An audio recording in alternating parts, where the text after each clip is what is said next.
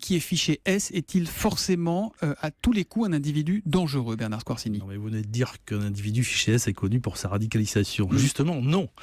Si on crée une fiche S, c'est qu'on n'a rien sur un individu et on veut savoir si cela vaut le coup de lever le doute, de mettre des moyens opérationnels très lourds, consommateurs d'effectifs, et voir s'il peut rejoindre le rang de ceux qui ont été élus ou désignés à ce mini-club. Au contraire, c'est parce que l'on n'a rien que l'on inscrit une fiche S, parce qu'on a eu un doute sur une relation avec quelqu'un connu pour sa radicalisation, donc on veut savoir s'il va monter au niveau supérieur. On a un doute, mais on n'a pas de fait. On n'a pas de fait Absolument. établi. On n'est même pas dans l'acte préparatoire, qui n'est pas punissable au niveau de la loi, mais on est dans une espèce de supposition, mais une levée de doute. Tout simplement. Mais on ne sommes pas les seuls services de renseignement à mettre des fiches, je dirais, au niveau du fichier des personnes recherchées. Vous dites que ces fiches-là, elles sont utiles, mais qu'il ne faut pas leur faire jouer un autre rôle que celui qui est le leur, c'est ça? Je crois que depuis la Fermera, il y a eu une déviation totale de l'utilisation et la signification d'une fiche S.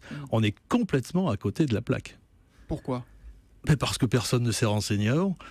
Il fallait poser la question bien avant, et on vous aurait donné la vraie réponse. Mais quand des